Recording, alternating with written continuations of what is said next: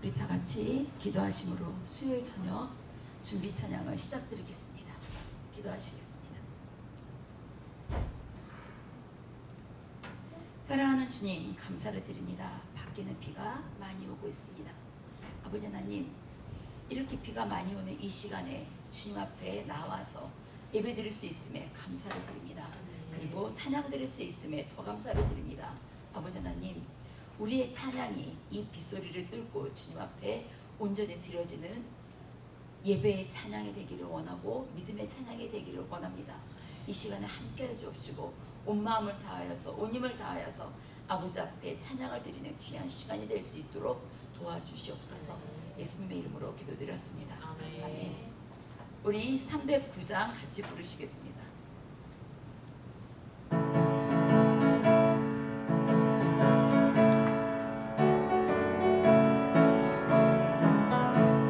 목마른 내 영혼 주가 이미 허락한 그 귀한 영생수 주여 갈망합니다. 그 약속 나라서 힘써 간구하오니 오 주여 내 기도 어서 들어주소서.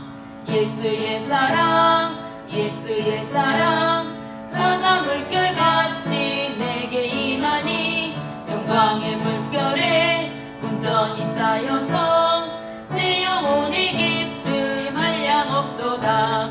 주 내게 약속한 큰 비 내려주시려 은혜의 저구름 건너편에 떠올라 그 귀한 징조가 내게 밝히 보이니 나 힘을 다하여 주께 간구합니다. 예수의 사랑 예수의 사랑 바다 물결같이 내게 임하니 영광의 물결에 온전히 쌓여서 내 영혼의 기쁨 한량 없도다. 은혜의 손앞이 지금은 쫓기 내려 구원의 큰 강물 흘러차고 넘쳐서 내 죄악 모든 죄 모두 씻어버리니 나 지금 은혜를 충만하게 받았네.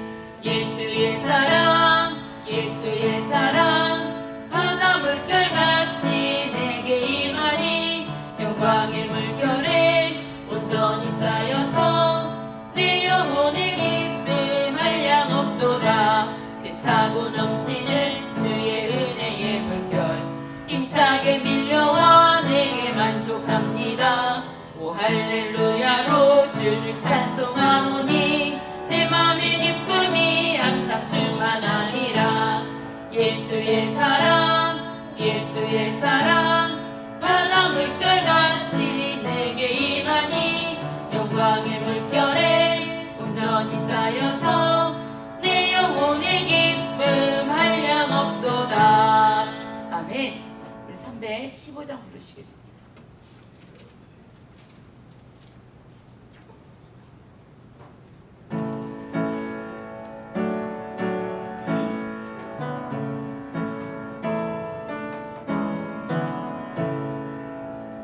내 주 대신 주를 참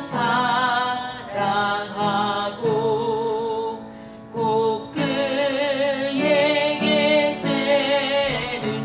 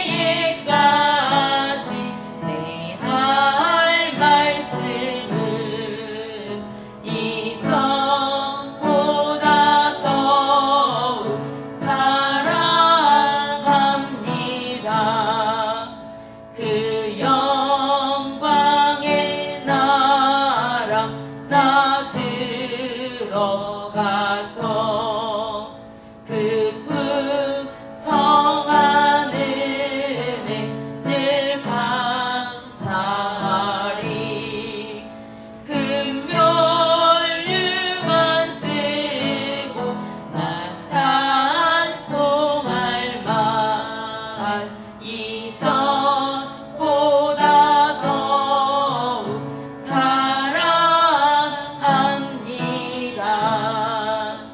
아멘. 우리 308장 부르시겠습니다.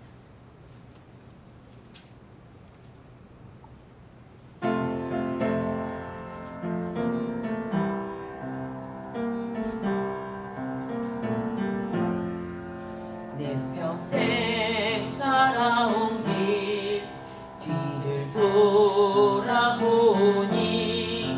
걸음마다 자음마다 모두 죄뿐입니다.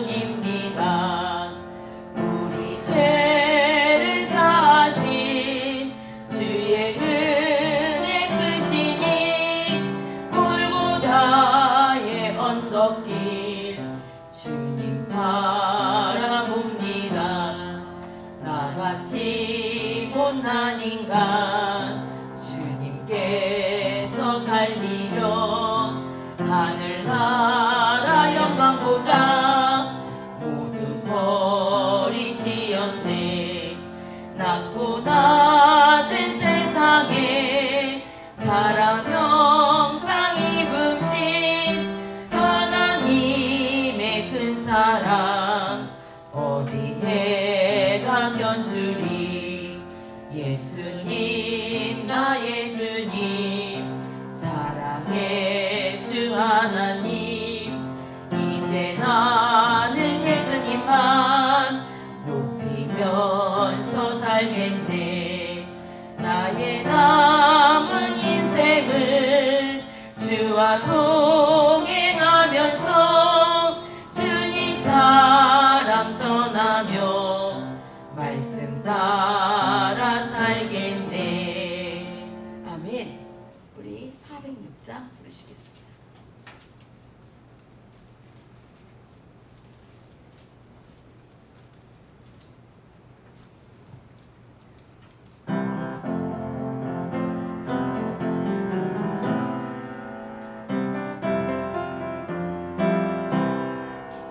고난 내 영혼 편히 쉴 곳과 풍랑이 잃어도 안전한 복음 폭풍까지도 다스리시는 주의 영원한 바르지에 주의 영원하신 팔 함께 하사 항상 나를 붙드시니 어느 곳에 가든지 유동하지 않음은 주의 팔을 의지함이라. 세상 친구들 나를 버려도 예수는 함께 동행함으로 주의 은혜가 충만하리니 주의 영원한 팔 의지에 주의 영원하신 팔 함께 하사 항상 나를 붙드시니 어느 곳에 가든지 유동하지 않음은 주의 팔을 의지함이라.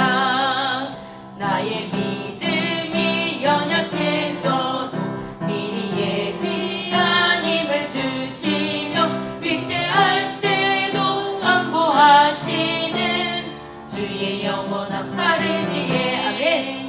주의 영원하신 팔 함께 하사 항상 나를 붙드시니 어느 곳에 가든지 요동하지 않음은 주의 팔을 의지함이라.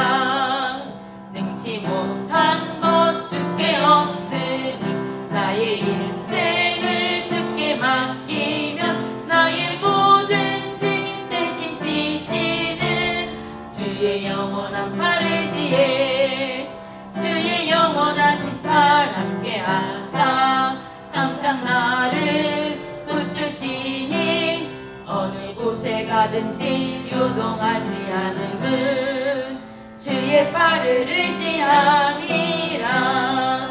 아멘. 우리 마지막으로 412장 부르시겠습니다.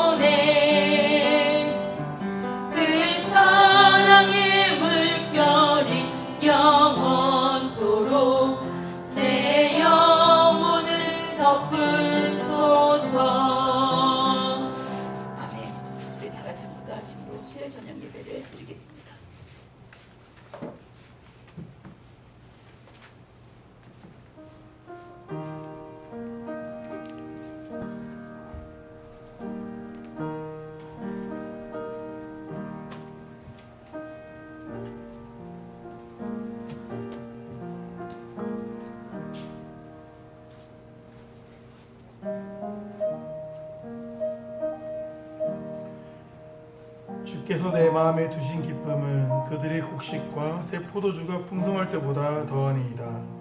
내가 평안히 눕고 자기도 하리니 나를 안전하게 살게 하시는 이는 오직 여호와이시니이다. 아멘. 찬송가 240장 같이 찬양하도록 하겠습니다.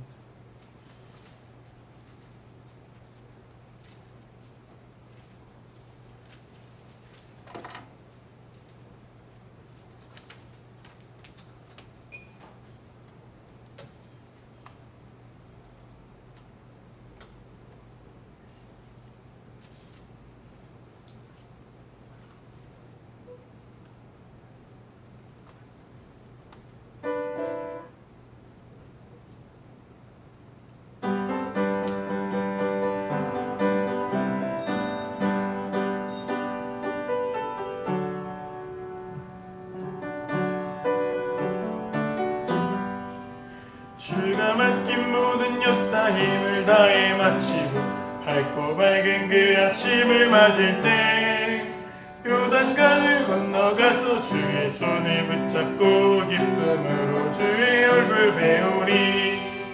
나의 주를 나의 주를 내가 그의 곁에 서서 배우며 나의 주를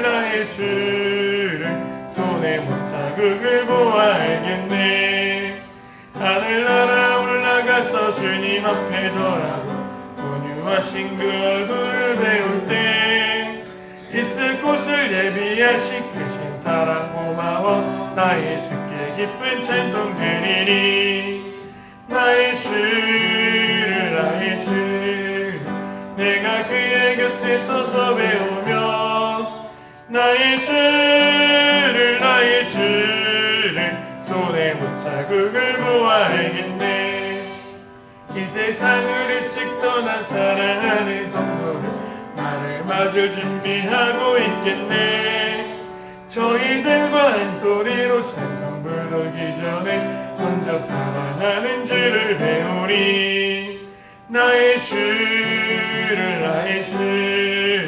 내가 그의 곁에 서서 배우며 나의 주를 손에 못 자국을 보아 알겠네. 영화로운 시온 성에 들어가서 다닐 흰 옷 입고 황금길을 다니며 금고 은고 맞추어서 새 노래를 부를 때 세상 고생 모두 잊어버리니. 나의 주를 내가 그의 곁에 서서 배우며 나의 주를 손에 못 자국을 보아 알겠네. 아멘. 이 시간 예배에서 주임 정령 기도해 주십시오.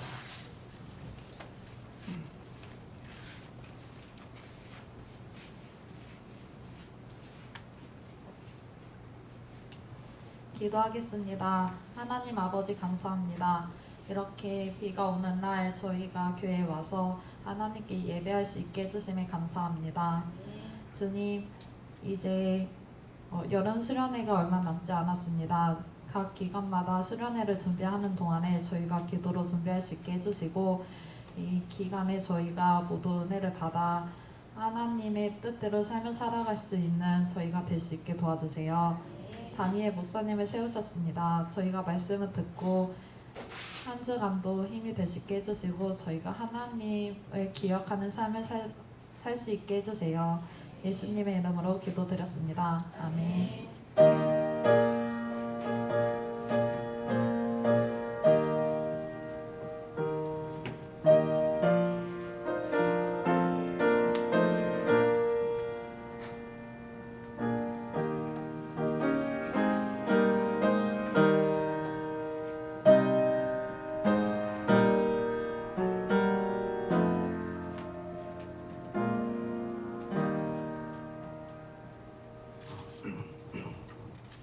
네, 오늘 우리 함께 나눌 말씀은 시편 41편 1절에서 13절까지 말씀 보도록 하겠습니다. 시편 41편 1절에서 13절까지 말씀 함께 보겠습니다. 저 한 절, 여러분 한 절 교독하겠습니다. 가난한 자를 보살피시는 자에게 복이 있으며 재앙의 날에 여호와께서 그를 건지시리로다. 여호와께서 그를 지키사 살게 하시리니 그가 이 세상에서 복을 받을 것이라. 주여 그를 그 원수들의 뜻에 맡기지 마소서. 여호와께서 그를 병상에서 붙드시고 그가 누워 있을 때마다 그의 병을 고쳐 주시나이다. 내가 말하기를 여호와여 내게 은혜를 베푸소서. 내가 주께 범죄하였사오니 나를 고치소서 하였나이다. 나의 원수가 내게 대하여 악담하기를 그가 어느 때나 죽고 그의 이름이 언제나 없어질까 하며 나를 보러 와서는 거짓을 말하고 그의 중심에 악을 쌓았다가 자선을 이루어지소서. 나를 미워하는 자가 다 하나같이 내게 대하여 수근거리고 나를 해하려고 꾀하며 일일이 악한 병이 그에게 들었으니 이제 그가 결코 다시 일어나지 못하리라 하며 내가 신뢰하여 내 떡을 나눠 먹던 나의 가까운 친구도 나를 대적하여 그의 발꿈치를 들었나이다. 그러나 주 여호와여 내게 은혜를 베푸시고 나를 일으키사 내가 그들에게 보호하게 하소서. 이로써 내 원수가 나를 이기지 못하오니 주께서 나를 기뻐하시는 줄을 내가 알았나이다. 주께서 나를 온전한 중에 붙드시고 영원히 주 앞에 세우시나이다. 이스라엘의 하나님 여호와를 영원부터 영원까지 송축할지로다. 아멘. 아멘. 네, 아멘. 오늘 본문 말씀 중심으로 은혜를 구하는 삶에 대해서 말씀을 나누겠습니다. 우리 앞뒤 옆 사람 인사를 나눠볼게요. 잘 오셨습니다.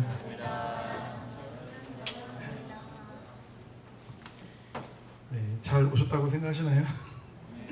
네. 사실 한번 생각해 보면 그렇잖아요. 뭐 사람과 사람 사이에서도 그렇고, 뭐 연인 사이에서도 그렇고, 그 상대방의 이제 진심을 알 수 있는 중요한 방법 중에 하나가 내가 되게 어려울 때, 혹은 내가 되게 힘들 때 뭔가 옆에 있어주고 힘이 되어주는 사람이 사실은 진짜 사람이잖아요. 그렇지 않습니까? 그런 경험을 많이 안 해보셨나요? 잘 나갈 땐 옆에 많이 주변에 있는데 예를 들어 뭐 망했다거나 어려울 때 이제 주변에 싹 사라지고 이러지 않습니까? 친구들이. 그런 의미에서 봤을 때 가장 예배 드리러 오기 귀찮은 날이 사실 오늘 같은 날이죠. 집에서 부침개나 부쳐 먹으면서 드라마 보면 너무 재밌는 날이 사실 오늘 같은 날인데, 이렇게 전혀 날씨에 굴하지 않고 이 예배 자리에 오신 여러분을 주님으로 환영합니다. 잘 오신 거죠. 이런 날 또 이제 특별한 은혜가 있는 것 같아요, 그죠? 네, 각자 다 이렇게 집중하셔가지고 하나님께서 예배하신 은혜를 다 누리는 시간 되었으면 좋겠습니다. 요즘에 좀 된 것 같긴 하지만 요즘에 사람들이 많이 사용하는 말 중에 어떤 말이 있냐면 메타인지라는 말이 있어요. 메타인지 들어보셨죠? 어른분들은 좀 아직 잘 모르실 수 있는데 메타인지가 뭐죠? 메타인지를 어떻게 설명하면 좋을까라고 생각을 했는데 이제 어른분들이 잘 이해하려면 이렇게 설명하면 되겠더라고요. 주제 파악이다. 주제 파악. 메타인지는 곧 주제 파악이다. 이렇게 보면 돼요. 그러니까 메타인지라는 것 자체가 뭐냐면 내가 아는 것과 모르는 것을 이제 구분하는 거를 메타인지라고 할 수 있는데, 이걸 이제 좀 달라요. 주제 파악하고 좀 다르긴 한데 크게 보면 사실 차이는 별로 없어요. 그러니까 이제 예를 들어 그런 거죠. 메타인지는 뭐냐면 내가 시험을 봤어요. 시험을 봤는데 내가 어떤 부분을 모르는지를 깨닫게 됐어. 그게 메타인지예요. 내가 수학에서 뭐 함수를 모르는구나. 내가 2차 방정식을 모르는구나. 이걸 깨닫게 됐어. 그게 메타인지. 나의 수준을 파악한 거. 근데 이제 주제 파악은 시험을 보고 나서 내가 공부를 못하는구나 깨닫는 거. 이게 주제 파악이에요. 이게 주제 파악이고 이게 앞에 게 이제 메타인지. 크게 보면 뭐 비슷하게 이제 사용돼도 뭐 크게 상관없는 말이긴 한데, 중요한 건 요즘 이제 많이 나오는 표현이에요. 사람이 메타인지가 있어야 된다. 그러니까 내가 어떤 수준이고 내가 뭘 할 수 있고 이걸 좀 알아야지, 그걸 이제 파악하지 못하면 이제 안 된다라는 말을 이제 요즘에 많이 하거든요. 오늘 본문 말씀의 핵심이 이제 4절 말씀인데, 4절 말씀 보면 내가 말하기를 여호와여 내게 은혜를 베푸소서 내가 주께 범죄하였사오니 나를 고치소서 하였나이다. 이렇게 말하고 있어요. 그러니까 하나님께 은혜를 구하는 내용이 오늘 본문 시편 41편의 말씀인데, 우리가 하나님께 은혜를 구하기 위해서는 메타인지가 필요하다는 거예요. 어떤 메타인지가 필요하냐? 다윗이 고백하고 있잖아요. 나는 죄인입니다. 그러니까 내가 죄인인 걸 아는 게 메타인지인 거예요. 세상 사람들은 내가 죄인인 걸 알아요, 몰라요? 모른다니까요. 다 기분 나빠하고 그러지 죄인이라고 하면 다 싫어해요. 나는 죄인입니다 이런 사람 저 본 적이 거의 없어요. 그렇죠? 이걸 아는 거, 내가 병자입니다, 내가 죄인입니다, 이걸 아는 게 이제 메타인지라고 말할 수 있는 거예요. 그러니까 내가 주 앞에 범죄했기 때문에 주님의 은혜가 필요하다고 고백할 수 있게 되는 거죠. 그러니까 은혜가 필요해야 은혜를 구할 수 있는 거예요. 사실 내가 그냥 잘 살아가, 그냥 이렇게 살아도 나쁘지 않아, 그냥 괜찮아, 만족해, 좋아, 이러면 사실은 간절하게 주님께 나아가지 않잖아요. 우리가 언제 기도를 많이 합니까? 은혜가 필요할 때 기도를 많이 하는 거예요. 결핍 있을 때 기도를 많이 하는 거예요. 보세요. 합격하고 기도를 많이 합니까? 합격하기 전에 합격하게 해달라고 기도를 많이 합니까? 그렇죠? 우리 다영자님 시험 보기 전에 기도를 많이 합니까? 시험 끝나고 나서 지금 몇 주 지났는데 그 다음에 시험에 대한 기도를 더 많이 합니까? 시험 전에 기도를 많이 하죠. 이게 정상이에요. 거꾸로 하면 좀 이상한 사람인 거죠. 그죠? 이게 정상인 거예요. 사람들이 이제 그렇게 구하게 된다는 것입니다. 그러니까 메타인지는 우리의 삶 전체에 필요한 내용인 거예요. 그러니까 내가 죄인임으로부터, 내가 병자됨을 알므로부터 모든 게 시작되기 때문에 그렇다라는 거예요. 예수님께서 뭐라고 말씀하셨습니까? 내가 누구를 부르는 게 아니다? 의인을 부르는 게 아니다. 그렇죠? 그렇게 말씀하시지 않았습니까? 그래서 뭐라고 말씀하세요? 나는 죄인을 부르러 왔다. 그래야 이제 쓸모가 있는 거다라고 말씀하시지 않았습니까? 이런 부분에서 이제 다윗은 메타인지가 확실한 사람이었다라고 볼 수가 있는 것이죠. 그럼 결국에 이제 은혜는 뭐냐? 은혜는 하나님 나라에서 이제 이미 열린 거거든요. 길이. 그 휘장이 찢어진 사건으로. 예수님 십자가 사역을 감당하실 때 휘장이 찢어졌잖아요. 위에서부터 아래로. 그 휘장의 두께가 얼마나 됐다고 했죠? 휘장이 이런 커튼이 아니에요. 이런 덮개가 아니에요. 15cm예요. 15cm. 찢어질 수 없는 거예요. 근데 이 찢어짐을 통해서 하나님께 나아가는 길이 열린 거잖아요. 예수님이 세례받을 때도 그 단어가 똑같이 쓰였다고 했죠. 하늘이 갈라졌다라는 표현. 그러니까 무언가 하나님과 우리 인간 사이를 막고 있던 그 어떤 것들이 사실은 다 해결된 거예요. 열린 거예요. 그러니까 우리가 하나님 나라에서 뭔가 이제 소통에 있어서 뭔가 은혜의 통로가 이미 열린 거죠. 열린 거예요. 우리는 그 은혜를 이제 받을 존재가 되어진다라는 것입니다. 그래서 우리는 이제 기도할 때, 나아갈 때 그 은혜를 받아 누릴 수 있는 존재가 된 거예요. 그래서 오늘 시편을 통해서, 사실 시편 말씀을 통해서 그러한 은혜의 길에 대해 말씀을 나눠보고자 합니다. 첫 번째로 은혜는 너무나 당연한 얘기지만 오직 하나님에게만 있다는 거예요. 그러니까 우리가 이제 착각하는 게 뭐냐면 하나님께서 사람을 도구 삼아 하나님께서 환경을 열어주심으로 은혜를 베푸시는 경우가 많아요. 실제적으로. 그러니까 자꾸 우리는 무언가 물질적으로, 인간적으로 이제 우리가 보이는, 만져지는 것들로 인하여서 은혜를 갈구하게 되는 거예요. 근데 사실은 그거는 나중에 하나님으로부터 파생된 어떤 결과물인 거지, 은혜의 본질, 은혜의 근원은 하나님께 있다라는 거예요. 그걸 구분을 잘해야 되는 거예요. 그러니까 사람에게 가지 말라는 거예요. 사람에게 은혜가 없는 거죠. 보세요. 사람을 쫓으면 살아가면 어떻게 됩니까? 너무 보이는 것만 쫓으면 살아가면 어떻게 됩니까? 젊어서는 제가 보니까 길을 잃어요. 막 눈에 보이는 것만 쫓아서 가다 보면 길을 잃어요. 내가 무엇을 목적으로 살아가는지 길을 잃어버려요. 나이 들어서 또 막 그런 걸 치고 쫓아가면 취해요. 막 60 먹어서 70 먹어서까지 막 돈 이러고 있으면 취해요, 사람이. 그죠? 그거 넘어서야 되거든요, 그 정도는. 그렇게 이제 옆길로 가게 되는 거거든요. 보세요. 너무 많이 설교를 했지만 또 들어도 되는 말이에요. 우리가 이제 보통 어떤 어려움이 있거나 세상적으로 어떤 힘듦이 있으면 사실은 대부분 뭐 경제적인 어려움이 많죠. 우리는 살다 보면 겪는 어려움은. 그러면 누가 떠올라요? 내 주변에 그래도 자금을 융통해줄 수 있는 부자가 떠오르는 거죠. 소위 말해. 근데 보세요. 부자가 나누는 거를 좋아할까요? 안 좋아할까요? 부자 별로 안 만나보셨죠? 부자가 나누는 거 좋아할까요? 안 좋아할까요? 보세요. 부자들은 나누는 걸 좋아해요. 단 나에게 이득이 될 사람에게 나누는 걸 좋아해요. 그러니까 부자가 나한테 뭐 되게 잘해준다. 그럼 뭔가 나를 이용해먹을 가치가 내가 있는 거예요. 그러니까 손해보는 장사를 안 해요, 부자들은. 다 의미가 있고 나중에 생각해보면 뭔가 다 이유가 있어서 잘해주는 거거든요. 무슨 말이냐, 그냥 부자한테 가서 뭐 내가 도와달라고 해서 도와주는 게 아니라는 거예요. 오히려 더 어려워요. 부자일수록 여러분, 우리가 부자가 아니어서 그렇지 부자는 돈 쓸 때가 더 많아요.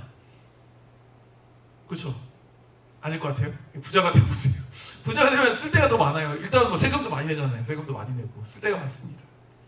그러니까 사람을 의지하면, 사람에게 은혜를 구하면 10중 8구 끝이 안 좋아요. 이제 이렇게 은혜를 구했는데 도움을 받지 못하면 기분이 상하고 안 좋고, 뭐 그래도 도움 하나 받았다고 해도 그 도움 하나 받은 걸로 계속 그게 이제 족쇄가 되고 어떻게 계속 은혜를 갚아야 되고, 그런 것들이 이제 되는 것들이 많이 있는 걸 볼 수 있는 거예요. 다윗도 보세요. 다윗도 인생을 살면서 크고 작은 어려움들을 많이 만나지 않았습니까? 아들에게 쫓김도 당하고 병에도 들리고 여러 가지 어려움을 많이 겪었는데, 그 과정에서 다윗이 의지할 만한 사람들이 주변에 없었겠습니까? 많이 있었겠죠. 측근들도 있었을 거고, 뭐 주변 나라들도 있었을 거고, 뭔가 의지할 만한 존재들이 있었겠죠. 하지만 그들이 의지할 존재가 되었나요? 결과적으로 되지 않았어요. 오히려 수군거리고요, 오히려 측근들이 배신하고요, 오히려 그런 모습들이 많이 있었던 것을 볼 수 있는 거예요. 앞에서는 웃고 뒤에서 다른 소리하는 그런 사람들이 많이 있었다라는 것입니다. 그런 의미에서 우리가 말이 많은 사람을 주의해야 돼요. 우리도 말이 많은 사람이 되면 안 되겠고. 왜 그럴까? 말 많은 거 자체가 왜 문제가 될까? 말을 많이 하다 보면 하지 말아야 될 말도 해요. 말을 많이 하다 보면 아무래도 실수를 하잖아요. 그죠? 10번 말하고 100번 말하다 보면 실수를 해요. 그리고 말을 많이 하다 보면 진실에 기반한 말만 해야 되는데 약간 뭐 살을 붙여서 말한다거나 꾸미는 말을 한다거나 이렇게 이제 되게 말이 되거든요. 그러니까 거짓말을 하게 되는 경우가 많아지는 거예요. 근데 여기서 이제 보세요. 이게 중요해요. 에이 뭐 말하다 보면 그럴 수도 있지. 에이 뭐 말하다 보면 뭐 그렇게 잘못 말할 수도 있지. 아 좀 뭐 붙여서 말할 수도 있지. 뭐 거짓말 할 수도 있지. 이런 사람들이 있어요, 없어요? 있어요, 없어요? 있죠. 있어요. 그런 사람들이 논리 뭐예요? 아 그럼 너는 뭐 한 번도 말 바꿔서 말 안 했니? 너는 뭐 그럼 평생 태어나서 거짓말 한 번도 안 했니? 이런 식으로 공격을 해요. 그러니까 그런 패턴에 넘어가면 돼요, 안 돼요? 안 되는 거예요. 이런 말을 하는 사람이 제일 위험한 사람이에요. 이 중에 이런 분이 안 계시기를 바랍니다. 그죠? 아니 뭐 이렇게 할 수도 있지 뭐 실수할 수도 있지 뭐 이런 게 굉장히 위험한 거예요. 목사님 뭐 그냥 뭐 진짜 실수할 수도 있는 거 아닌가? 그렇지 않아요. 그건 남이 말해줘야 되는 거예요. 예를 들어 우성이가 뭐 텀블러에 음료수를 저한테 갖고 왔는데 이미가 지나가다가 다 엎질렀어. 옷에 막 다 엎질렀어. 미안해 이렇게 해야지. 아니 뭐 실수할 수도 있지 뭐. 엎질 수도 있지 뭐. 이렇게 말하면 우성이가 아 그래 맞아 나도 엎질른 적 있지 뭐. 이해 이렇게 되나요? 아니잖아. 그건 내가 할 말이고 그럴 수 있지는 내가 말해야지 네가 왜 말해 이렇게 되는 거잖아요. 근데 뻔뻔하게도 이렇게 말하는 사람들이 꽤 많아요. 저는 이걸 뭐라고 말하냐면 셀프 회개, 스스로가 스스로를 용서해 주는 거예요. 하나님께 회개하고 하나님이 용서해 줘야 되는데 내가 나를 용서하는 거예요. 그럴 수도 있지 이렇게 말하는 사람들. 그럴 수 없어요. 그럴 수 없어요. 돼야 돼 나한테는. 그래야 다음에 그런 실수를 잘못을 안 하는 거예요. 근데 뭐 지각하는 사람들 지각할 수도 있지. 이건 안 바뀌어요. 뭐 몇 년에 한 번 지각하는 사람들은 오히려 내가 왜 그렇지? 지각 안 해야 되는데 이렇게 생각해요. 근데 맨날 지각하는 사람들은 어떻게 생각해요? 지각할 수 있지 뭐 그때 가도 뭐 시작도 안 하더만 뭐 이렇게 합리화시키고. 그러니까 자기가 이제 객관화가 안 되고 자기가 뭐 잘못하는 건 다 그래도 되는 거고 남이 뭐 잘못하면 아유 저 사람 왜 그러냐고 오히려 뭐 엄격하게 하고 자기한테 반대하고 타인에게 빡빡한 그런 이제 못난 사람이 되는 거예요. 그러니까 우리 사람끼리 이런 못난 사람이 있으면 돼요, 안 돼요? 안 되는 거예요. 안 되는 거예요. 이거 셀프 용서하는 거 이거 좀 주의하셔야 됩니다. 셀프 용서. 아주 꼴보기 싫은 거예요, 그죠? 예화를 들으니까 바로 느낌이 오죠. 예화를 들으니까 셀프 용서는 아주 나쁜 거예요. 왜 본인이 용서합니까? 셀프 용서는 하면 안 돼요. 왜 이게 위험하냐면 보세요. 이게 실수할 수 있지 이렇게 생각하는 건데 보세요. 피자가 있어요. 피자가 99%는 맛있어. 맛있는 피자야. 근데 1%의 독이 들어있어. 그럼 그건 맛있는 피자예요? 그냥 독약이에요? 독약이고 쥐약이죠. 쥐약도 그렇잖아요. 막 맛있는 쥐들이 좋아할 만한 음식에 약이 좀 섞인 거 아닙니까? 그럼 그 맛있는 음식이 아니라 그냥 쥐약인 거예요. 독약인 거예요. 근데 우리는 막 되게 막 일부는 뭐 그냥 그래도 되는 것처럼 생각하는데 그거는 이제 절대 하나님 입장에서는 그렇게 볼 수 없는 거죠. 제가 이런 말씀 드리는 이유가 뭐냐면 다 맞는 말을 하면서도 뭐 1%는 나 유리하게 혹은 비틀어서 거짓말을 섞는 사람들이 꽤 많다라는 거예요. 그런 사람들이 많아질수록 사실은 이제 공동체가 와해가 되고 무너지게 되는 거죠. 뭔가 미묘하게 안 맞고 미묘하게 갈등이 있고 미묘하게 서로를 미워하게 되고 이런 분위기가 생겨요. 그러니까 공동체 안에 그래도 가능한 한 진실한 사람들이 많아져야, 정직한 사람들이 많아져야 공동체가 건강하고 신선해진다는 것입니다. 시편 41편 5절 말씀 보면 나의 원수가 내게 대하여 악담하기를 그가 어느 때에나 죽고 그의 이름이 언제나 없어질까 하며. 그러니까 악담하는 거예요. 다윗에게 힘든 상황인데 그러니까 얼마나 속상합니까? 다윗이 이 사실을 길게 설명하는 이유가 뭐냐면 과거에도 그걸 경험했기 때문에 그래요. 실제로 어땠습니까? 실제로 블레셋으로 이렇게 믿고서 도망갔는데 거기서 분위기 보니까 이거 안 되겠다 싶으니까 어떻게 했어요? 침을 질질 흘리면서 막 미친 척 했잖아요. 그러니까 이게 사람을 의지하면 안 되는구나, 이거를 다윗이 깨달은 거예요. 이처럼 사람에게는 은혜가 없다. 은혜는 오직 하나님에게만 있다라는 것입니다. 그래서 사실은 이 악인이 안 되는 게 되게 중요한데, 우리가 악인이라는 게 무슨 연쇄살인마가 악인이 아니에요. 성경에서 말하는 악인은 사실 거짓말하는 거, 그리고 말을 옮기고 수근거리는 거, 이걸 이제 악한 사람이라고 성경은 말을 하고 있는 거예요. 그러니까 불평하고 불만을 이야기하고 이런 게 성경은 악하다고 말하고 있는 거예요. 자꾸 예를 들어 교회로 예를 들어 본다면 자꾸 교회가 부흥하는 쪽으로, 자꾸 교회가 성장하는 쪽으로, 자꾸 교회가 잘 되는 쪽으로 말을 하고 기도하고 나아가는 게 중요하겠죠. 그럼에도 불구하고 교회에는 얼마나 많은 약점이 있고 얼마나 별로인 점이 있겠습니까? 당연히 너무나 많이 있겠죠, 그죠? 근데 그런 것들을 자꾸 막 우린 이게 별로야, 우린 저게 별로야, 우리 왜 이러는지 모르겠어, 이렇게만 하면 교회가 건강해질까요? 건강해지지 않는 거예요. 그러니까 연약한 부분들을 위해서는 기도해줘야 되는 거죠. 기도해줘야 되는 거예요. 근데 시스템적으로 이건 좀 바뀌어야 돼, 이건 좀 개선될 필요가 있어, 이건 좀 문제가 좀 있는 것 같다라고 여겨주면 얘기해서 같이 토의하고 얘기해서 그거 보완해가지고 더 좋은 쪽으로 방향성을 가면 되는 거고. 근데 그런 게 아니라 뭔가 이제 어떤 지체의 연약함이나 상황의 그런 연약함은 뭔가 이제 우리가 덮음으로 가는 쪽으로 하는 게 맞다라는 거예요.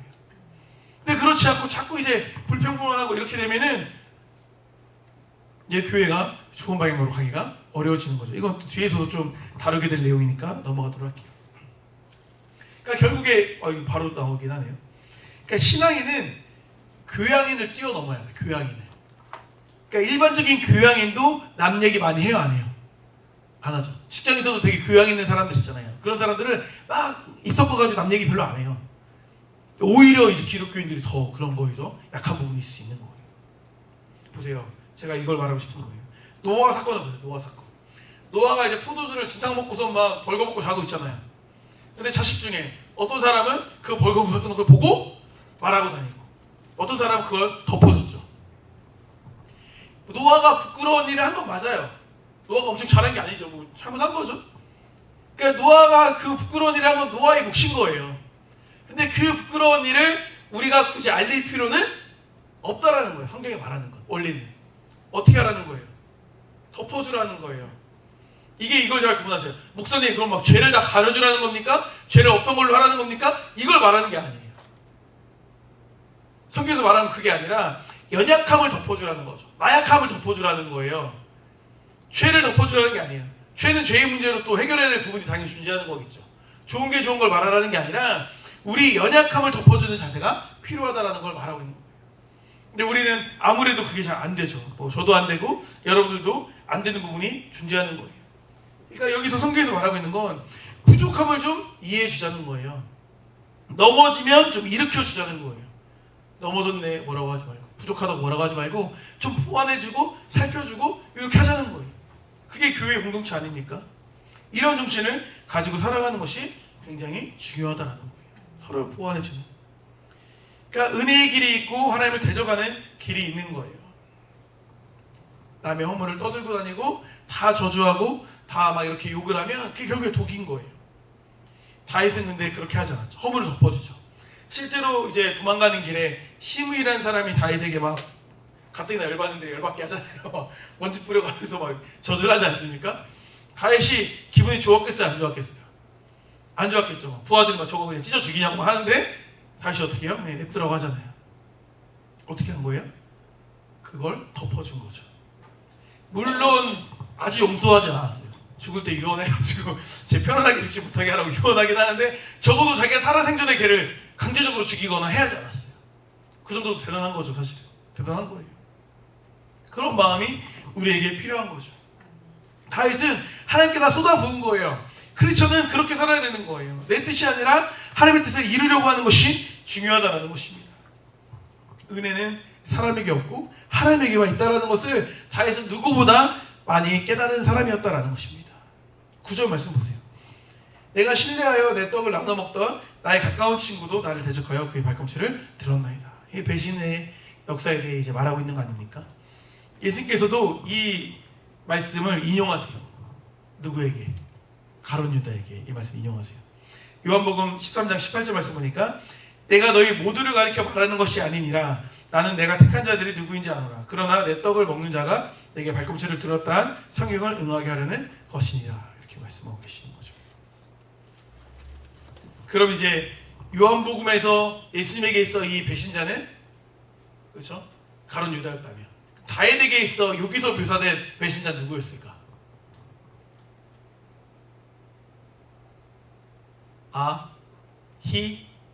아히도벨이라고 말할 수 있어요. 아히도벨. 아히도벨이 어떤 사람이냐면 굉장히 똑똑한 사람이에요. 삼국지로 치면 제갈량 같은 사람. 책사예요, 책사. 아주 똑똑한 사람입니다. 오른팔이죠, 오른팔. 그런데 압살롬이 반역을 일으켰는데 그 책사, 그 친했던 사람이 거기 싹 붙어요. 그리고 얘가 워낙 똑똑해가지고 이 사람이 말했던 책략들은 다 맞아요. 끝까지 압살롬이 이 사람 말을 들었으면 다윗은 그냥 망한 거예요. 근데 후세라는 사람이 도와가지고 서로 상반되는 의견을 내가지고 걔가 후세의 말을 들음으로 인해 이제 망하게 되는 거죠. 아히도벨이 그런 역할을 한 거예요. 은혜가 뭐냐는 거예요. 은혜가. 사실은 그냥 압살롬이 아히도벨 말만 들었으면 다윗이 망하는 거거든요. 근데 은혜가 뭡니까? 내가 잘해서 이기는 게 아닌 거예요. 하나님이 그를 어리석게 하고 그 좋은 의견을 받아들이지 못하게 함으로 인하여서 오히려 그냥 그 은혜를 잊게 한 거죠. 다윗을 살게 된 거죠. 아니 너무 똑똑한 제안했는데 그 똑똑한 제안을 받아들이지 않는 거예요. 그게 얼마나 어리석은 일입니까? 그런 거예요. 이게 바로 은혜다라는 것입니다. 은혜다. 근데 보세요. 이렇게 그 제안을 거절당하고 나서 아히도벨이 어떻게 했는지 아세요? 죽어요 스스로. 일반적이지 않죠. 아니 의견 한번 반영 안 됐다고 너무 극단적으로 이제 하는 게 좀 이상하지 않습니까? 좀 이상하죠. 그만큼 이제 하나님께서 그를 한심하게 만드셨다라고 우리가 이해해 볼 수가 있는 거예요. 물론 이제 좀 이렇게 이해하는 방법도 있어요, 사실은. 그러니까 이거는 이제 학자들의 의견이에요. 이거는 완전 정설은 아닌데 그래도 이제 좀 많이 알려진 학설인데 아히도벨이 밧세바의 할아버지라는 이제 이야기가 있어요. 처음 들어보셨죠? 근거는 있어요. 근거가 한 크게 두 가지인데 첫 번째 근거 뭐냐면 그 아버지 밧세바의 아버지 이름은 나와요. 밧세바의 아버지 이름이 나오는데 엘리암이라고 나와요. 엘리암 성경에 보면. 근데 아히도벨의 아들들에도 나오는데 아들들 중에 엘리암이 있어.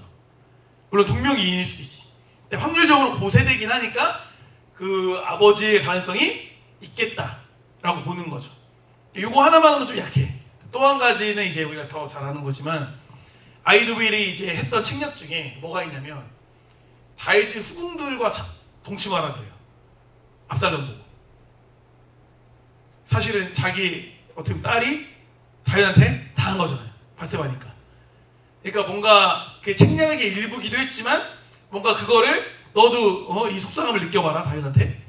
내가 그냥 드러내지 못하고 내가 속으로만 내가 칼을 하고 있었는데 잘됐다. 너도 그냥 내가 얼마나 속상한지 너도 한번 당해봐라. 그런 느낌으로 막 모든 사람들이 보게끔 막 공개적으로 그걸 하게 하거든요. 책략이지만 뭔가 거기에는 그런 감정이 좀 담겨졌다고 볼 수도 있는 거죠. 그런 관점으로 보면 할아버지라고 가정하고 생각해보면 너무 그럴 수 있겠다라고 또 여겨지는 측면이 있다. 그래서 하나의 이건 뭐 성경에 명시되진 않지만 그럴 만한 이제 스토리라고 볼 수 있는 거죠. 아무튼 이게 뭐 중요한 건 아니에요.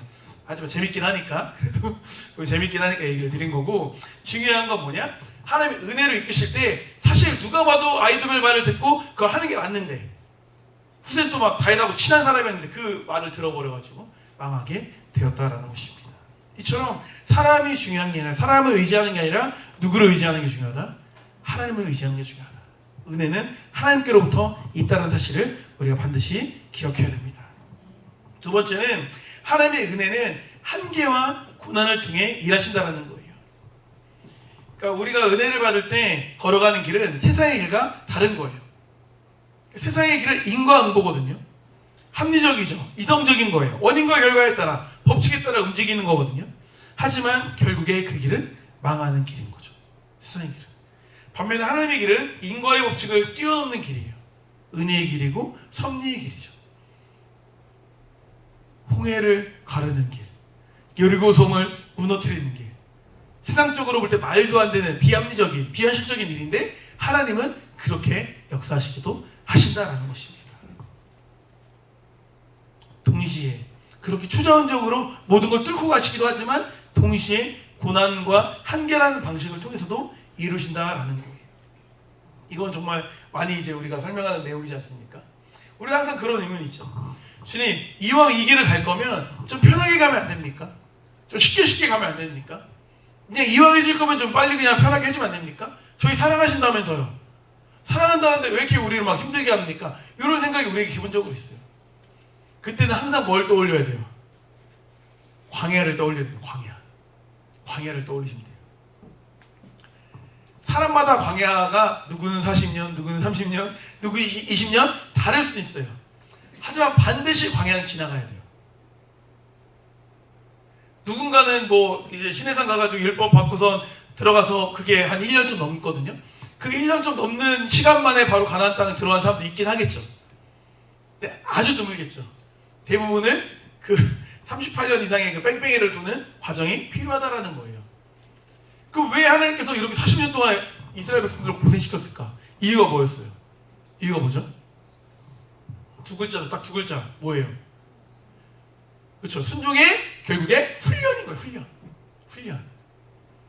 그러니까 사실 힘듦의 시간, 고난의 시간은 대부분 다 훈련이라고 인식하면 거의 맞아요. 훈련이라고 생각하면 돼요. 훈련은 힘든 거거든요. 훈련 어려워요. 군대 입대해서 6주간 훈련 받을 때 힘들었잖아요. 훈련 힘든 거예요, 원래. 그걸 우리가 생각해야 돼요. 보세요. 이걸 기억하셔야 돼요. 우리는 하나님이 어떤 일을 이루실 때 그 결과가 딱 이루어지길 원해요. 예를 들어 우리가 A라는 직장에 들어가고 싶어. 그럼 A라는 직장에 그냥 딱 붙여줬으면 좋겠어. 이게 우리의 기대예요. 예를 들어 진철이가 나중에 창업한다고 하면 내가 뭐 예를 들어 뭐 빵집을 차린다. 빵집을 딱 차렸으면 좋겠어. 그게 뭐 목표야. 그럼 딱 이루어졌으면 좋겠어. 이렇게 생각한다는 거예요. 근데 하나님께서는 그 지점을 이루어 주심과 동시에 그 과정을 통하여서 우리를 성장시키신다는 거예요. 보세요. 가나안 땅에 들어가는 것도 중요하지만 가나안 땅에서 살아내는 게 또 중요하거든요. 우리가 직장에 들어가는 것도 중요하지만 직장 생활을 잘하는 것도 중요하거든요. 빵집을 차리는 것도 중요하지만 거기를 운영을 잘하고 어떻게 손님들을 잘하고 재고 관리 잘하고 어떻게 마케팅을 하고 이런 관리 능력이 또 중요한 거 아닙니까? 근데 우리는 자꾸 뭘 되는 걸 중요해. 결혼을 하는 게 중요하고 뭘 되는 게 중요해. 근데 준비가 안 되고 그냥 결혼하면 뭐예요? 결혼해서 그 준비 과정을 다시 겪어야 되잖아요. 그럼 아주 행복하죠, 그죠? 그러니까 그 준비의 과정에 대한 이해를 우리가 해야 돼요. 자꾸 그 준비의 과정을, 훈련의 과정을 지나가면서 너무 불평하지 말라는 거예요. 이미 우리에게 주어졌다면 지나가야 되는 길인 줄 알고 가셔야 돼요. 불평한다고 그 길을 우회로 안 줍니다. 우회로 줘도 나중에 결국에 다시 그 길을 가야 돼요. 그 잠깐은 뭔가 이렇게 해서 끝났나? 예를 들어 뭐 우리 인터넷 뭐 교육 같은 거 있을 때 3과까지 듣고서 7, 8, 9에서 끝났다고 해도 결국에 안들은 뭐 4, 5, 6을 채워야 되잖아요. 그래야 인증이 떨어지는 거 아닙니까? 그런 개념인 거예요. 우리 암만 빨리 가려고 해서 막 건너뛰고 뭐 이렇게 한다고 해도 결국에 채우지 못한 분량은 채우게 되어 있는 거예요. 그러니까 그 부분에 대한 분명한 이해가 우리에게 필요하다는 것입니다. 이것이 하나님의 일하시는 방법이에요. 그러니까 하나님 없이 당하는 실패와 하나님과 함께 당하는 실패는 그 가치와 그 차이, 그 결과가 엄청난 차이가 있는 거죠. 그러니까 주 안에 있으면 고난이 있어도 결국 목표는 이루어지고 결국 내가 하나님의 사람이 된다라는 거예요. 비록 당장은 고달프고 하소연이 나오고 답이 없는 것 같아도 결국에는 결과가 나오게 된다는 것입니다. 바로 그걸 생각하시면 돼요. 사도 바울을 생각하시면 돼요. 사도 바울에게 육체에 가시는 뭡니까? 고난이죠. 말했잖아요. 우리가 너무 잘 알잖아요. 사도 바울이 기적을 엄청 많이 일으킵니다. 능력자예요. 그럼 그렇게 능력을 막 일으켜요. 근데 정작 내 병을 못 고쳐. 그럼 사람들이 뭐라고 하겠어요? 예? 사람들이 뭐라고 하겠어요? 뭐 이거 어떻게 설명하면 좋을까? 내가 막 토익 강사인데 막 사람들한테 엄청 잘 가르치는데 난 정작 막 300점 400점 나오면은 그 면이 서요 안 서요? 에이 너나 잘해라 이런 생각이 들잖아요. 그런 것처럼 사도 바울은 민망한 거야. 나 막 어쨌든 이왕 사역하는 거니까 멋있잖아요. 막 손수건만 던져도 막 치료받고 얼마나 멋있습니까? 그런 막 그쵸? 막 이렇게 막 하면 막 이제 다 치료되고 막 이런 역사가 있는데 정작 내가 막 너무 그것도 속이 아픈 게 아니라 눈에 보이는 뭔가 질병이야. 뭐 간질이라는 사람도 있고 뭐 눈병이라는 사람도 있고 뭐 여러 가지가 있긴 하지만 어쨌든 눈에 보이는 질병이어서 사람들이 저 사람은 병에 걸렸다는 걸 아는 질병이에요. 그게 불편한 거야. 그냥 안 보이는 뭐 치질 이런 건 괜찮겠지. 근데 눈에 보이는 거야. 그러니까 이 문제를 해결하지 못하는 게 사도 바울은 아주 영 찝찝해. 그러니까 뭐 성경에서 3번 기도했다고 하는데 뭐 3번 기도했는지 모르겠지만 많이 기도했겠죠 사실은. 제대로 각 잡고 기도한 게 3번인 것 같아 제가 보기에는. 근데 기도했는데 하나님은 어떻게 하세요? 고쳐주세요? 고쳐주지 않았다라는 거예요. 않았어요. 왜? 왜요? 성경 말씀 그렇게 되어 있잖아요. 내 은혜가 내게 족하다고 말씀하시잖아요. 그러니까 힘들어.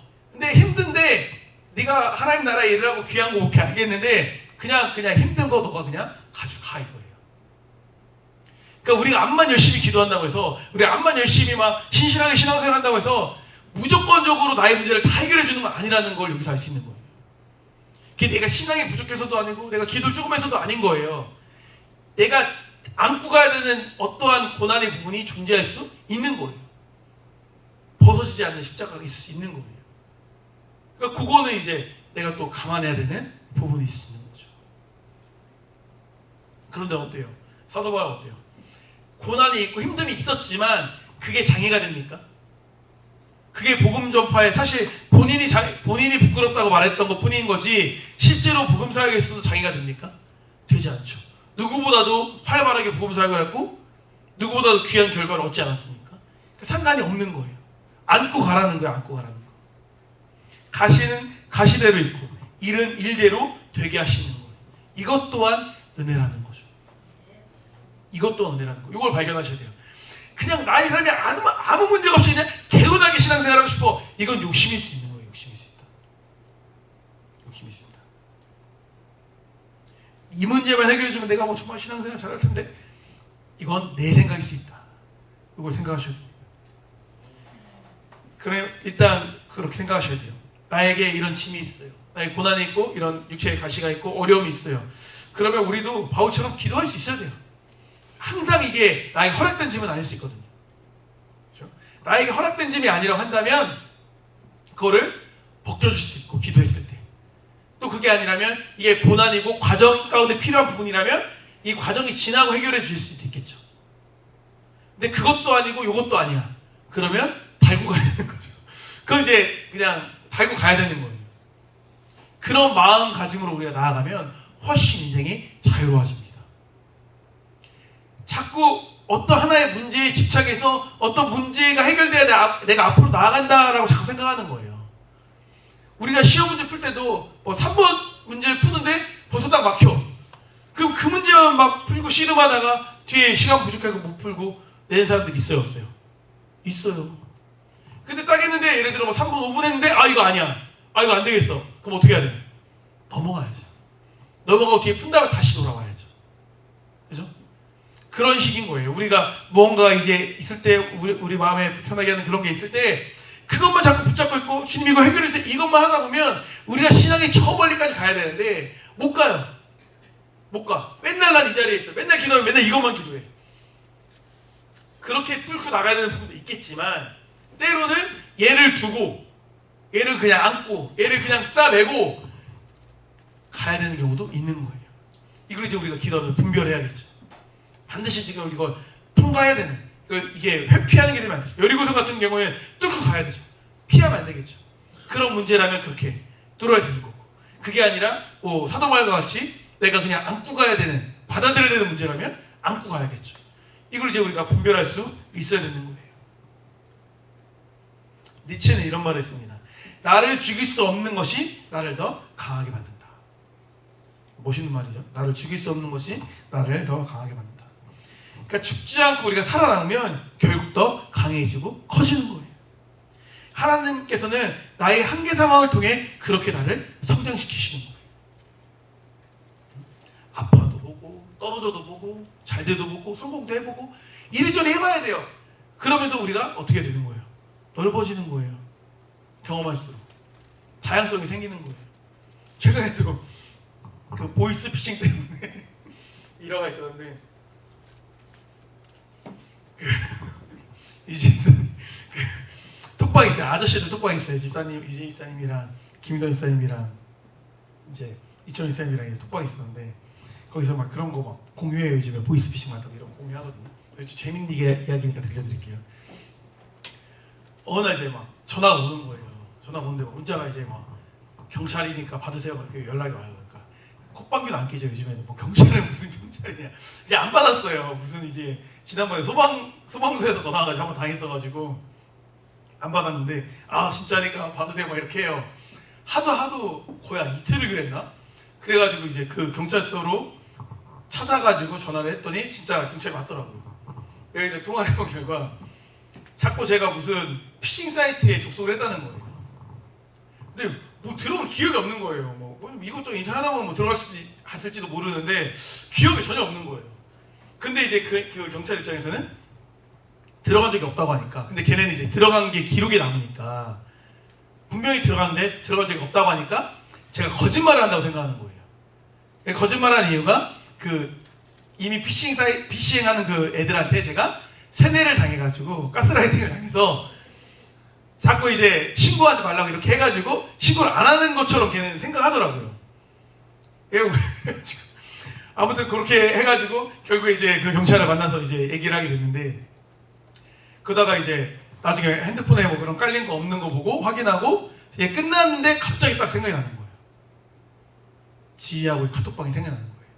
그때 며칠 전에 지희가 그 피싱 그걸 자기 당했다고 그걸 내용 올렸는데 제가 저는 로그인한 건 아닌데 그 사이트에 한번 들어가는 봤거든요. 거기 지 올린 거를 한번 링크를 한번 눌러서 봤는데 그게 이제 그 접속한 것처럼 뜬 거예요. 그래가지고 그때 막 지희랑 뭐 경찰이랑 또 통화하고 막 이렇게 된 거죠. 와, 이제 이런 별일을 통해서 소방서 소화기사라고도 최근에 뭐 또 이렇게 또 지희 통해서도 이렇게 되고 또 인사집사님들한테도 왔다고 하더라고요. 무슨 뭐 불법 촬영한 거가 뭐 불법한 행동하는 거를 내가 촬영했는데 그거 신고할 거라고 막. 근데 인사집사님은 그런 걸 하지도 않았는데 한 것처럼 이렇게도 하고. 요즘 워낙 이제 이런 게 많은 거죠. 그러니까 뭐냐면 이런 사실은 어쨌든 안 겪어도 되는 별로인 일이잖아요. 짜증나고 신경 쓰이는 일이잖아요.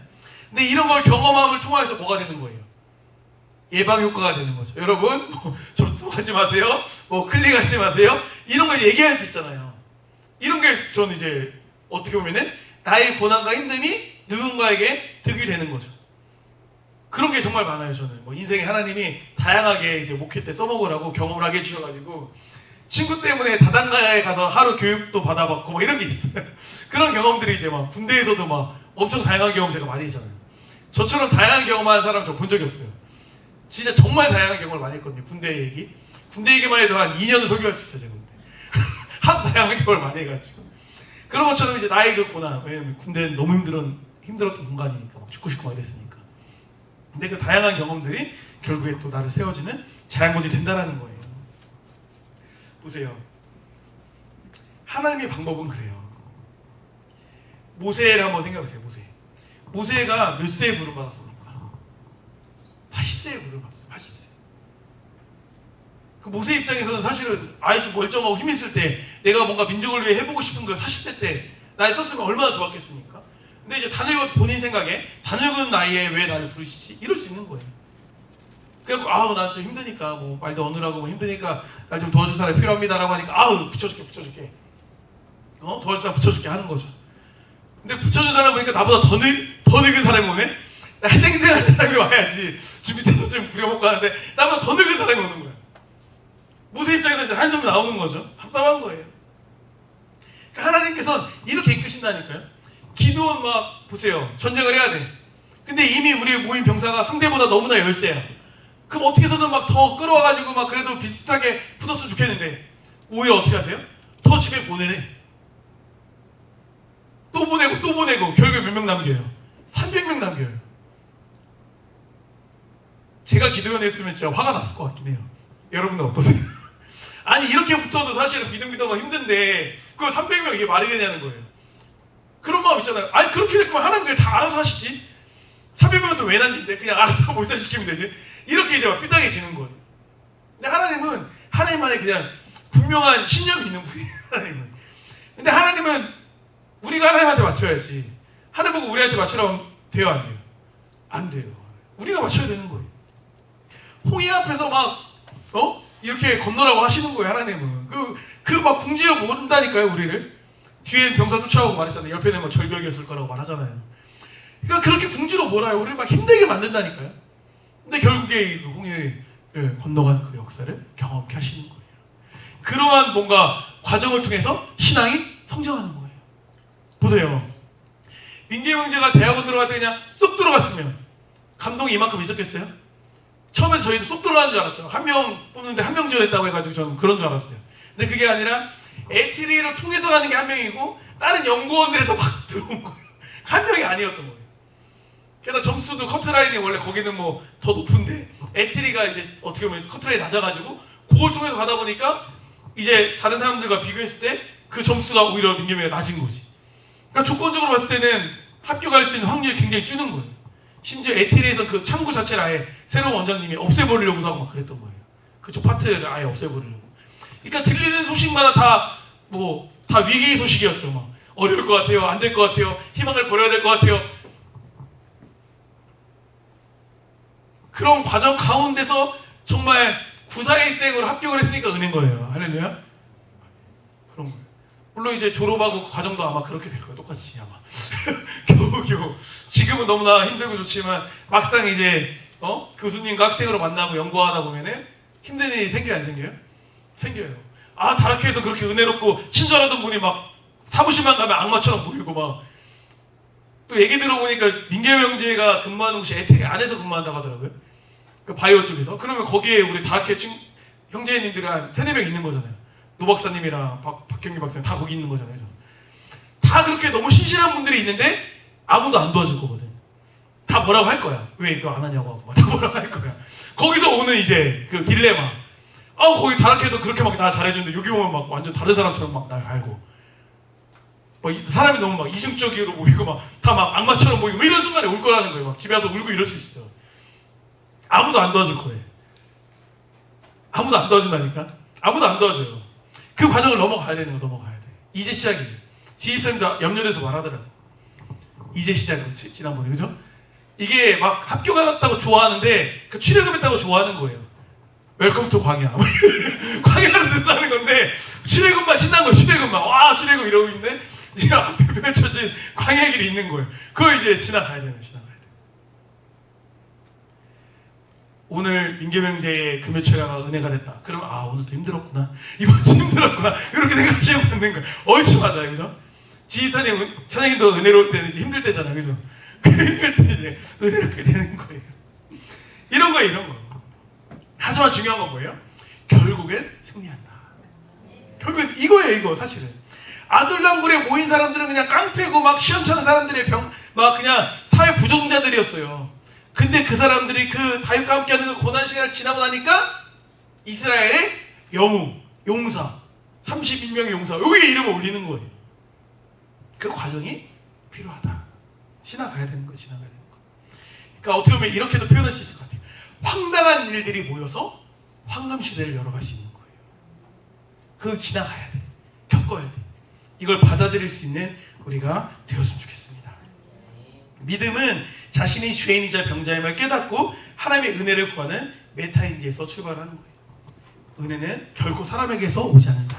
오직 하나님만 바라볼 때 참된 승리가 주어지는 겁니다. 하나님께서 인과법칙을 뛰어넘어서 고난과 한계 상황이라는 광야를 통해 목적을 이루어 가시는 거예요. 그리고 그뿐만 아니라 우리를 하나님의 사랑으로 성장하게 빚어주시는 거죠. 목적이 이루어진과 동시에 그 목적에 맞는 사람으로까지 성장시키시는 거. 이게 완성인 거예요. 이게 완성. 그렇게 한계를 이끄시는 하나님을 온전히 신뢰하며 나아가는 우리 사랑교회 모든 성도님 되시기를 주님의 이름으로 축복합니다. 기도하시겠습니다. 아버지 하나님 감사드립니다. 오늘 이 시간을 통하여서 은혜를 구하는 삶에 대해서 말씀을 나눴습니다. 아버지 하나님, 우리의 마음이 언제나 주님을 향할 수 있도록 주여 인도하여 주셔서 세상 가운데 어려움이 있고 힘듦이 있을 때 우리는 아무래도 인간적으로 그 문제를 해결하려고 생각합니다. 네, 그런 생각의 흐름을 벗어나서 하나님을 먼저 떠올리고 무릎으로 주님 앞에 나아가는 길을 먼저 선택할 수 있는 우리가 될 수 있도록 주여 인도하여 주시옵소서. 아버지 하나님, 또한 때때로 우리가 한계상과 고난을 직면하게 됩니다. 그것이 너무나 힘들고 왜 나에게 이런 어려움을 주시는지, 이렇게까지 하나님이 하시는 게 맞는지 여러 가지 자의적인 생각들을 많이 하게 되는 것 같습니다. 하지만 그 모든 과정이 하나님 앞에서는 필요한 과정임을 우리가 인정할 수 있도록 주여 인도하여 주시고, 그 과정에만 너무나 우리가 집중하고 과정 힘듦에만 우리가 매몰되는 것이 아니라 그 과정 너머의 영광을, 그 과정 너머의 완성을 바라볼 수 있는, 그 과정 너머의 가난을 바라볼 수 있는 우리 심령 될 수 있도록 주여 인도하여 주시옵소서. 감사드립니다. 사랑하는 예수 그리스도의 이름으로 기도드립니다. 아멘. 우리 찬송가 492장 같이 찬양하도록 하겠습니다.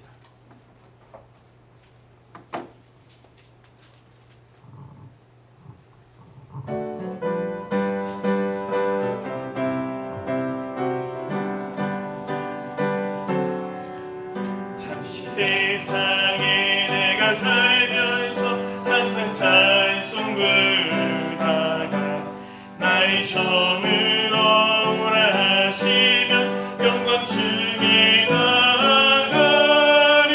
열린 천국문 내가 들어가 세상 짐을 내려놓고 빛난 멸류관 받아 쓰고서 주와 함께 길이 살리. 눈물 골짜기 더듬으면서 나의 갈 길 다가누리. 주의 품 안에 내가 안기어 영원토록 살리오. 다 열린 천국문 내가 들어가 세상 짐을 내려놓고 빛난 멸류관 받아 쓰고서 주와 함께 길이 살리. 나의 가는 길 멀고 험하며 산은 높고 고른 길, 고난 나의 몸 쉴 곳 없어도 복된 날이 밝아오. 네 열린 천국문 내가 들어가 세상 짐을 내려놓고 빛난 멸류관 받아 쓰고서 주와 함께 길이 살리. 한숨 가시고 죽음 없는 날 사모하며 기다리니. 내가 그리던 주를 배울 때 나의 기쁨 넘치니. 나 열린 천국문 내가 들어가 세상 짐 내려놓고 빛난 멸류관 받아 쓰고서 주와 함께 길이 살리. 아멘. 축도로 마치도록 하겠습니다. 이제는 우리 주 예수 그리스도의 은혜와 하나님의 사랑과 성령의 교통하심이 사람의 은혜를 구하는 것이 아니라 하나님께서 주시는 은혜를 구하기를 결단하고 돌아가는 성도들의 머리 위에 함께 쓸지어다. 아멘.